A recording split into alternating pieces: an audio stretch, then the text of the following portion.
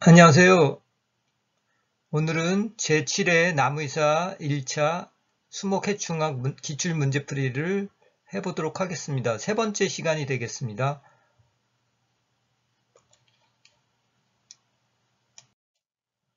41번 천공성 해충의 생태와 피해에 관한 설명으로 옳은 것은 이런 문제였었습니다. 그래서 1번 복숭아 유리나방의 어린 유충은 암브로시아균을 먹고 자란다. 암브로시아균을 먹고 자라는 거는 광릉긴 나무좀이 되겠습니다. 그래서 광릉긴 나무좀이 되겠고 1번 틀렸고요. 2번 박쥐나방의 어린 유충은 초본류의 줄기 속을 가해한다. 맞습니다.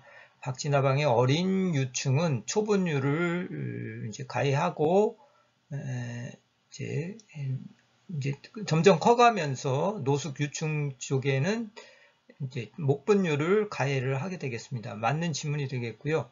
3번 광릉긴 나무좀의 암컷은 수피에 침입공을 형성한 후에 수컷을 유인한다.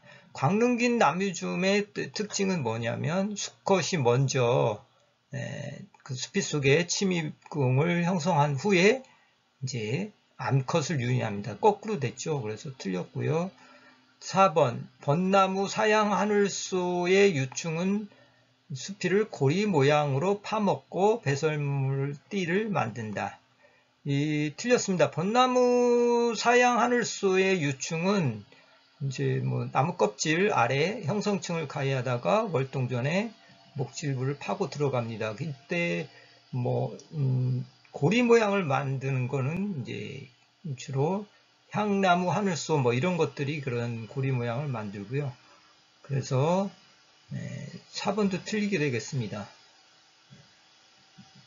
그 다음에 5번 오리나무좀 성충은 외부로 목설을 배출하지 않기 때문에 피해를 쉽게 발견하지 못하는 거.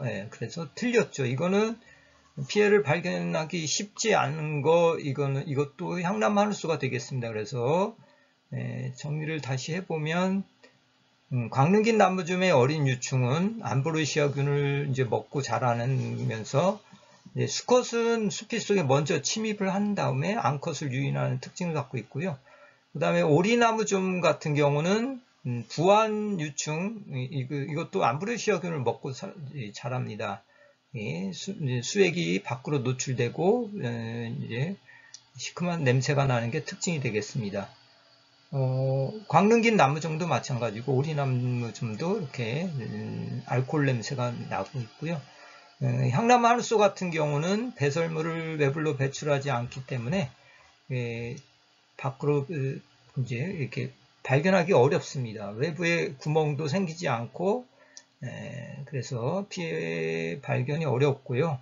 또한 이제 생장이 갑작스럽게 중지되거나 변색되어 대개 이게 이제 고산 후에 피해가 발견되는 경우가 많습니다. 벚나무 사양하늘소 같은 경우는 형성층을 가해하다가 월동전에 목질부로 파고 들어가고요. 유충은 활동 공간을 확보하기 위해 다량의 목설을 밖으로 배출하기 때문에 벚나무 사양하늘소에 의한 피해하고 이렇게 쉽게 구분이 되겠습니다. 그래서 답은 2번이 되겠습니다. 42번입니다. 종실해충의 생태와 피해에 관한 설명으로 옳은 것을 고르는 문제네요. 1번 솔알락 명나방은 첫 수확량을 감소시키는 주요 해충으로 연 1회 발생한다. 솔알락 명나방 맞습니다. 구과를 이제 가해해서 열매를 가해하는 그런 해충이 되겠습니다. 연 1회 발생하는 건 맞고요.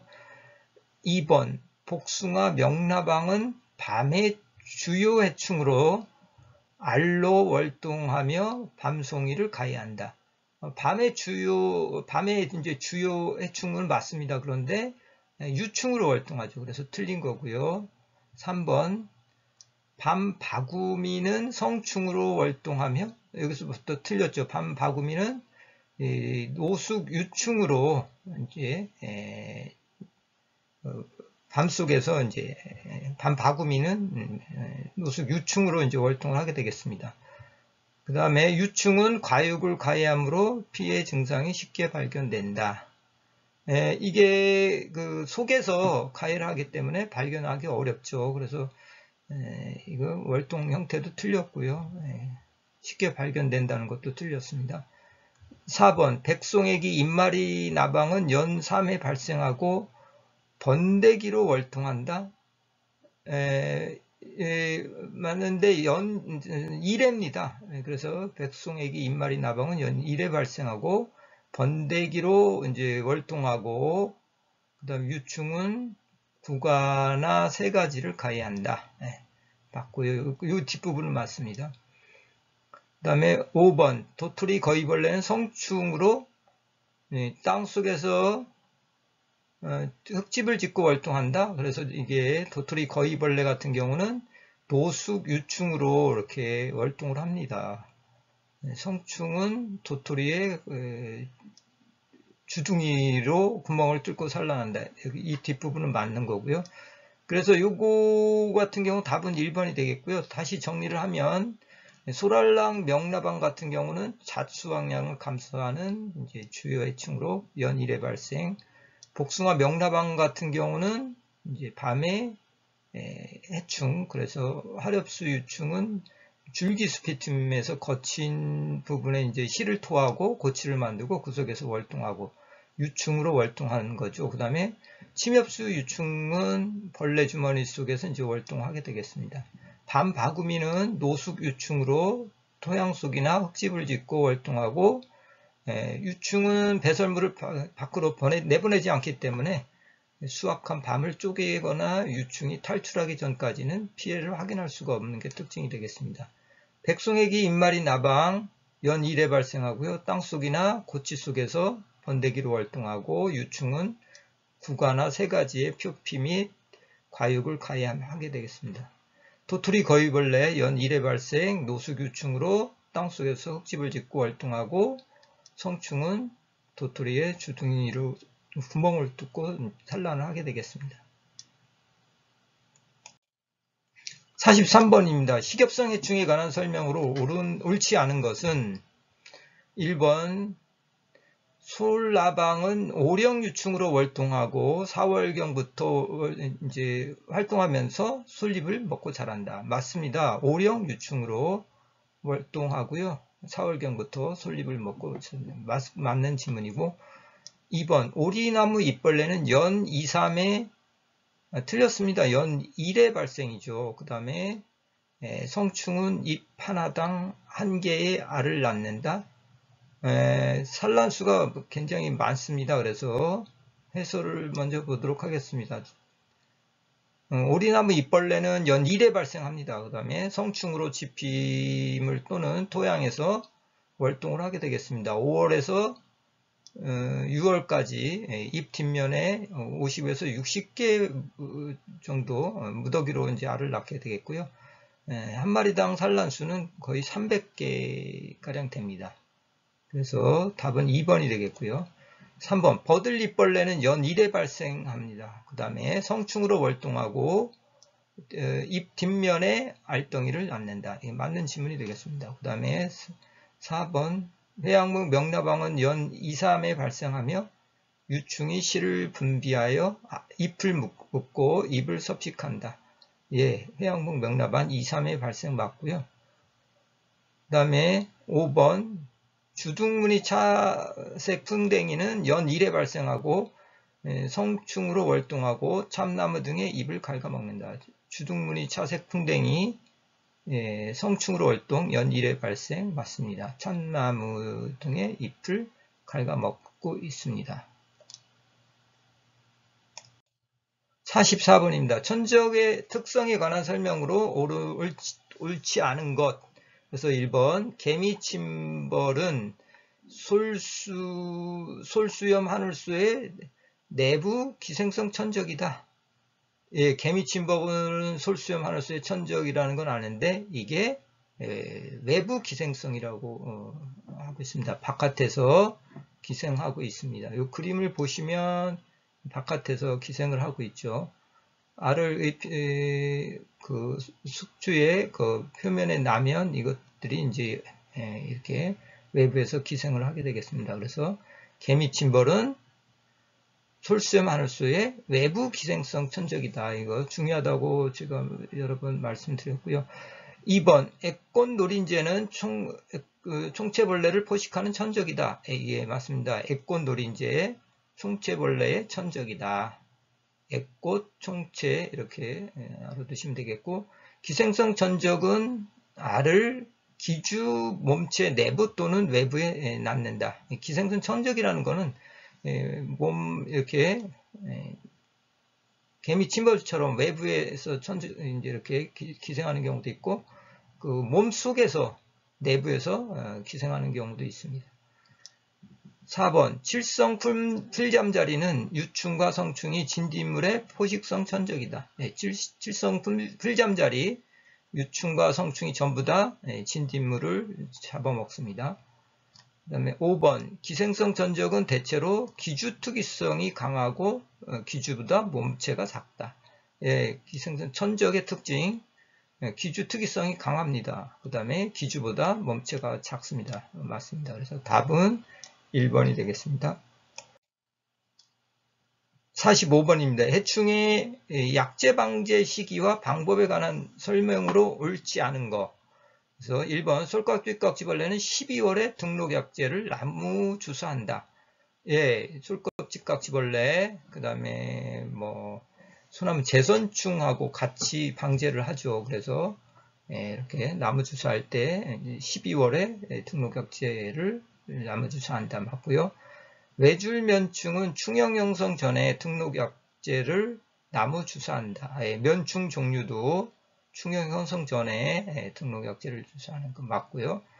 3번 밤나무 혹벌은 성충 발생 채성기에 등록약재를 살포한다. 혹벌도 성충 발생했을 때 이렇게 약재를 살포합니다. 맞고요. 갈색 날개 매미충은 알 월동기에 등록 약재를 나무 주사한다. 이 갈색 날개 매미충 같은 경우는 이게 산란한 알들을 뭐 나무 가지 속에 이제 파고 들어가서 이제 이렇게 낳기 때문에 파고서 낳기 때문에 이 방제가 효과가 없습니다. 그래서 이 나뭇가지를 뭐 이렇게 제거하거나 그다음에 성충 유입 초기부터 예찰을 철저해서 적기에 이제 방지하는 것이 중요합니다. 그래서 알월동기 때 하는 거는 이제 틀린 방법이 되겠습니다. 4번이 답이 되겠고요. 5번 미국 선녀벌레는 어린 약충 발생 시기부터 등록약재를 살포한다. 맞는 얘기입니다. 그래서 답은 4번이 되겠습니다. 그래서 갈색날개 매미충 같은 경우, 갈색날개 매미충 항상 끈끈이 트랩을 이제 8월 이후 포장에 설치해갖고 갈색날개 매미충이 이제 예찰이 가능하고요. 그 다음에 다른 색깔의 끈끈이 놀다 유인 효과가 좋습니다. 그래서 방제 효과가 좋습니다. 황색 끈끈이 놀트랩 갈색날개 매미충 이제 방제에 사용하고 있고요.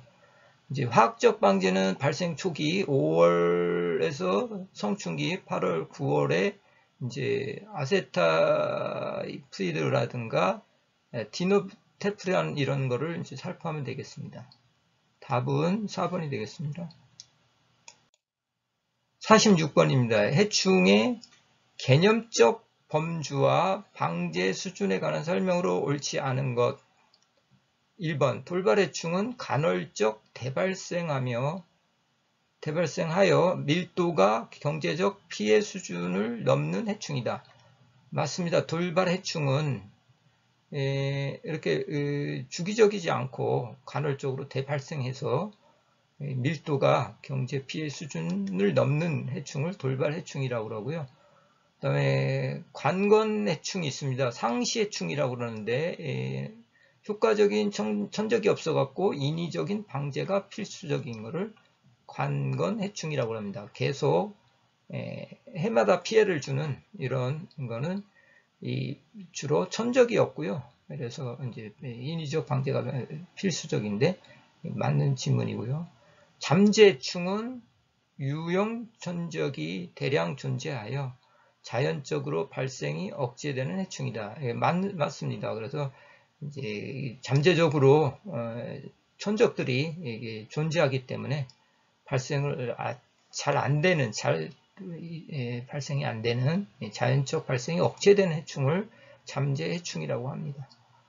4번 응애와 진딧물과 같이 잎만 가해하는 해충은 과일을 가해하는 심식육 해충에 비하여 경제적 피해 수준의 밀도가 높다. 그래서 여기 보시면 응애와 진딧물 같은 경우는 잎만 가해하는 해충은 이제 과일을 가해하는 이제 심식류 해충에 비해서 경제적 피해 수준이 높습니다. 그래서 낮다고 그래서 틀린 거고요. 응애와 진딧물들이 과일을 가해하는 심식류보다는 경제적 피해 밀도가 훨씬 높습니다. 그래서 답은 4번이 되겠고요. 5번 경제적 허용 수준의 밀도는 방제 수단을 사용할 수 있는 시간적 여유가 있어야 하므로 경제적 피해 수준의 밀도보다 낮다. 맞습니다. 그래서 경제적 피해 허용 수준 밀도는 방제 수단을 사용할 수 있는 시간적 여유가 있어야 되겠습니다. 그래서 그때는 경제적 피해 수준이 이번의 밀도보다 이제 낮은 상태가 되겠습니다. 그래서 5번도 맞는 지문이 되겠습니다. 여기서 경제적 가해 수준, 피해 수준 이렇게 되는데 가해 수준은 해충이 이제 발생해서 경제적 손실을 일으키기 시작하는 그때 수준을 얘기하는 건데 해충 발생 수준하고 방제비와 같은 수준의 손실을 가져오는 그때의 밀도를 경제적 가해 수준, 이렇게 피해 수준 이렇게 얘기를 하고 있습니다. 47번입니다. 수목해충의 방제에 관한 설명으로 옳지 않은 것. 1번 물리적 방제는 포살, 매몰, 차단 등의 방제 행위를 말한다. 포살, 매몰, 차단 이런 거는 뭐예요? 기계적 방제가 되겠습니다. 답은 1번이 되겠고요. 2번 생활권 도시드림은 인간과 환경을 동시에 고려한 방제 방법이 더욱 요구되고 있다. 생활권 도시림은 이제 인간하고 환경하고 이걸 다 고려해야 되죠. 그래서 맞는 질문이 되겠고요. 3번 법적 방제는 식물방역법이라든가 소나무 재선충 방제특별법과 같은 법령에 의한 방제를 의미한다. 법적으로 이렇게 방역 하도록 이제 하는 거를 법적 방제 이렇게 얘기했습니다. 두 가지가 있죠. 식물방역법이라든가 소나무 재선충 방제특별법 이런 같은 것들이 법적 방제가 되겠고요. 그 다음에 4번 생물적 방제는 천적이나 곤충, 병원성 미생물을 이용하여 해충 밀도를 조절하는 방법이다. 생물적 방제, 천적, 미생물 이용하는 거 맞고요. 5번 행동적 방제는 곤충의 환경 자극에 관한 이제 반응, 환경 자극에 대한 반응과 이에 따른 행동 반응을 응용하여 방지하는 방법이 되겠습니다. 곤충의 어떤 환경 자극의 반응을 이제 하는 걸 이용해서 행동적 방제를 하고 있습니다. 맞는 지문이 되겠습니다. 그래서 아까 얘기한 물리적 방제는 이제 온도라든가 습도, 색깔, 그다음 이온화 에너지, 기타 음파라든가 이제 감압법이라든가 전기 이용을 해서 고압을 준다든가 충격을 주는 이런 것들이 물리적 방제가 되겠고요. 기계적 방제는 포살이라든가 유살, 소각, 매몰, 박피, 파쇄, 제재, 진동법, 차단법 이런 것들이 다 기계적 방제가 되겠습니다. 요거 물리적 방제, 기계적 방제 구분하셔야 되겠고요. 48번입니다. 기역과 니은에 해당하는 방제법은 기역 같은 경우는 솔리고파리의 피해 임지에서 간벌을 하고, 간벌을 한다는 거는 예, 기계적도 아니고 물리적도 아니고 임업적 방제가 되겠죠. 그 다음에 솔수염 하늘소 유충이 들어있는 피해목을 두께 1.5cm 이하로 파쇄한다. 이거 아까 파쇄 기계적 방제라고 그랬습니다. 그래서 답은 5번이 되겠고요. 임업적 방제를 또 생태적 방제라고도 합니다. 그래서 뭐 내충성 품종을 이제 기른다거나, 그 다음에 생육 환경 개선하는 거, 뭐 가지치기, 간벌 이런 거, 뭐 숙각교육 이런 것들이 임업적 방제가 되겠고요. 기계적 방제는 포살, 유살, 소각, 매몰, 박피, 파쇄, 제재법, 그 다음에 진동법, 차단법 이런 것들이 기계적 방제에 해당되겠습니다. 49번입니다. 수목 해충의 예찰 이론에 관한 설명으로 옳지 않은 것은, 그래서 1번 예찰이라는 것은 해충의 분포 상황이라든가 발생 시기, 발생량을 사전에 예측한 일이다. 맞는 거고요. 2번 온도와 곤충 발육의 선형 관계를 이용한 적산운도 모형으로 발생 시기를 예측할 수 있죠. 예, 그래서 적산운도 요거 모형으로 예찰을 이제 발생 시기를 예찰할 수 있는 거, 예측할 수 있습니다. 그 다음에 3번 축차조사법은 해충의 밀도를 순차적으로 조사 누적하면서 방제 여부를 판단하는 방법이다. 축차조사법 중요하다고 그랬죠. 그래서 돌발해충이라든가 이런 것들이 갑자기 이제 발생하게 되면 이걸 어느 정도의 기준을 정해서 밀도의 순차적인 이제 누적을 계산하면서 누적 기준 이상이 됐을 때는 빨리 방제를 할 수 있는 그런 방법이 축차조사법이 되겠습니다. 4번 연령생명표는 어떤 시점에 존재하는 개체군의 연령별 사망률을 추정한 것이지만 취약 발육 단계를 구분하기는 어렵다. 이 연령생명표라는 거는 해설을 보도록 하겠습니다. 단시간 내에 출생한 이제 동시 출생 집단의 경과를 제작한 건데, 이게 이제 같이 같이 태어난 것들이 어떻게 이제 어느 나이까지 살 수 있는지 이런 걸 추적하는 게 이제 연령 생명표가 되겠습니다. 그래서 죽기까지 이제 하는 건데, 요게 뭐 이제 발육 단계를 추정 구분하기 어렵다. 이건 틀린 거죠. 이게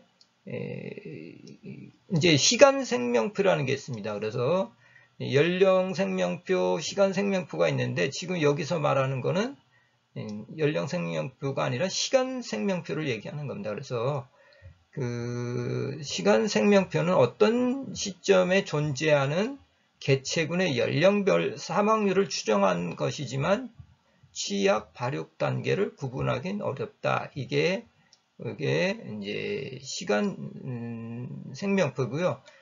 연령 생명표라는 거는 아까처럼 단시간 내에 출생한 동시 출생 집단의 경과를 추적해서 이제 제작하는 겁니다. 그래서 요 용어를 잘못 설명했기 때문에 4번이 틀린 거고요. 5번 해충이 수목을 가해하는 특정 발육 단계에 도달하는 시기와 발생량을 추정하기 위해서 환경 조건과 기주 범위 등에 대한 조사가 필요하다. 당연한 거죠. 그래서 예찰에 관한 거는 특정 발육 단계는 도달하는 시기, 발생량을 추정하기 위해서 이제 환경 조건, 기주 범위 이런 거를 조사할 필요가 있습니다. 그래서 답은 4번이 되겠고요. 그래서 연령 생명표, 그 다음에 시간 생명표 이렇게 이제 구분해서 이제 공부를 하셔야 되겠습니다. 50번입니다. 산림보호법에 의거 실시하는 산림해충 모니터링 방법으로 옳지 않은 것은, 그래서 1번 소나무 새선충, 매개충은 우화목을 설치하여 우화 시기를 조사한다. 맞는 지문이 되겠고요. 우화할 때 이제 그거를 우화 시기 매개충 조사하는 거 맞고요. 그 다음에 2번 광릉긴 나무좀은 유인목에 끈끈이 놀트랩을 설치하여 유인수를 조사한다. 예, 광릉긴 나무좀은 끈끈이 놀트랩을 설치해서 유인수 조사하는 거 맞고요. 3번 오리나무 잎벌레는 오리나무 50주에서 성페로몬을 이용하여 암컷 포획수를 조사한다. 이거는 이제 오리나무 잎벌레 주로 5월, 7월에 전국에 고정 조사지가 있습니다. 여기서 30번을 이제 조사를 합니다. 상부 100개 잎, 하부 200개 잎에서 알덩이하고 성충의 밀도를 조사하는 겁니다. 그래서 숫자도 틀렸고요. 하는 방법도 틀렸습니다. 4번 솔라방은 고정조사지에서 가지를 선택하여 유충수를 조사하는 것을 기본으로 솔라방, 고정조사지가 있는데 거기서 유충수를 조사하는 것을 기본으로 하고 있습니다. 5번 솔리복파리는 고정조사지에서 우화상을 설치하여 우화 시기를 조사하고 신추에서 충형 형성률을 조사한다. 충형 형성률 조사하는 거 솔리복파리 맞습니다. 우화 시기, 그 다음에 신추에서 충형 형성률 조사, 솔리복파리의 모니터링이 되겠습니다. 그래서 답은 3번이 되겠습니다. 이상으로 7회 한번 풀어봤습니다. 수목회 중학 이제 풀어봤는데 대체적으로 이렇게 지문이 좀 길은 편이었죠. 지문도 길었지만 이렇게 답을 확실히 고를 수 있는 것들이 좀 많았었습니다. 그래서 조금만 열심히 하면 이렇게 무난하게 높은 점수 올릴 수 있는 과목이라고 생각합니다. 수고하셨고요. 다음 시간에는 수목 생리학 갖고 풀어보도록 하겠습니다. 감사합니다.